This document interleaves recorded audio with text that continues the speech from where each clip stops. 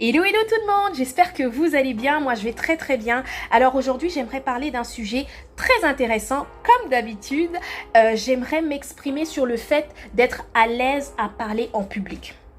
Vous savez, il y a beaucoup de personnes qui ont de la difficulté à s'exprimer en public ou sont mal à l'aise devant la caméra. Alors aujourd'hui j'aimerais vous donner 3 astuces pour pouvoir vous aider justement à gagner en confiance en soi. La première astuce, c'est la préparation. Oui, vous avez très bien entendu. Se préparer, c'est la base. Vous ne pouvez pas allumer votre caméra, faire un live et vous ne connaissez pas votre sujet. Ça n'a pas de sens. Il est important de bien se préparer avant de parler devant des personnes. Déjà, ça nous donne de la crédibilité. Ça nous permet d'être structuré. On ne passe pas du coq à l'âne. On ne passe pas de A à Z. Ça nous permet d'aller étape après étape dans notre sujet. Et en plus, lorsqu'on maîtrise son sujet, ça nous permet de connaître tous les rouages, de comprendre et même d'anticiper les questions que nos interlocuteurs pourront avoir par la suite. Donc la préparation est très très importante. S'il vous plaît, ne négligez pas la préparation. Ça nous donne une certaine confiance en nous-mêmes lorsque nous nous exprimons. Quelqu'un qui sait de quoi il parle, déjà, même si cette personne est un peu paniquée, a déjà une certaine confiance en elle-même. Vous comprenez? Donc la préparation, c'est la première astuce que je vous donne et c'est l'astuce la plus importante même que je dirais. La deuxième astuce, c'est être bien mis. Et oui, vous avez encore bien entendu. Lorsqu'on est bien mis, ça donne envie de nous écouter, ça donne envie de nous regarder. Oui. L'homme regarde aux apparences. Tout ce qui est beau attire le regard. Donc n'oubliez pas cet aspect. Et pour nous les femmes, lorsqu'on parle d'être bien mis, je ne parle pas forcément d'être maquillée. Il y a des femmes qui aiment être maquillées, il y a des femmes qui aiment être naturelles. L'important c'est d'être professionnel, l'important c'est d'être présentable, l'important c'est d'être propre. Donc lorsque vous êtes propre, les gens ont envie de vous regarder. Et vous-même, ça vous donne une certaine confiance en vous-même. Ça vous permet d'avoir une certaine prestance devant le public ou devant votre caméra, tout simplement. Donc être bien mis, ce n'est pas à négliger non plus. Petite parenthèse, je suis ouverte et je suis totalement d'accord avec la spontanéité.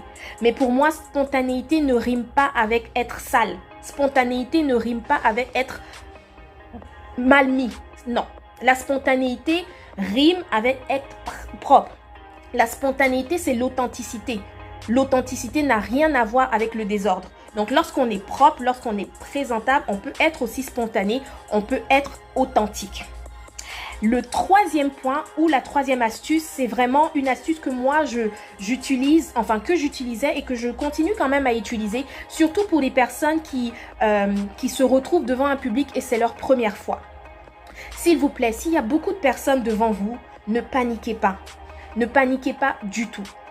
Concentrez-vous sur 1, 2 ou 3 personnes maximum devant le public, dans le public. Lorsque vous regardez une personne dans le public, que vous parlez comme si vous parlez à cette personne, ça vous donne déjà une certaine confiance parce que vous avez l'impression que c'est uniquement la personne qui vous regarde. Tout ce qui est autour n'a plus vraiment d'importance. Donc ça vous permet de pouvoir vous exprimer de façon plus à l'aise, de pouvoir mieux vous exprimer en fait devant le public. Donc il est important de cibler une personne dans le public et commencer à parler comme si on parlait à cette personne. Il en va de même pour la caméra. Vous savez, lorsqu'on fait un live, on a un peu paniqué parce qu'on se dit, il y a plusieurs personnes qui sont en train de nous regarder. Ne paniquons pas. Pensons tout simplement qu'on est en train de faire un FaceTime avec une amie, qu'on est en train d'expliquer quelque chose à une personne.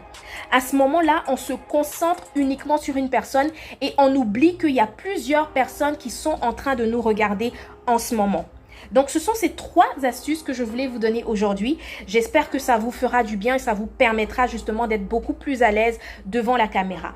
Sans oublier que lorsqu'on est devant les caméras ou lorsqu'on est devant un public, il y a plusieurs autres aspects à ne pas négliger, comme la prestance, comme la façon de se présenter. Quand je parle de présenter, je parle de la façon de s'exprimer, je parle de la gestuelle, etc.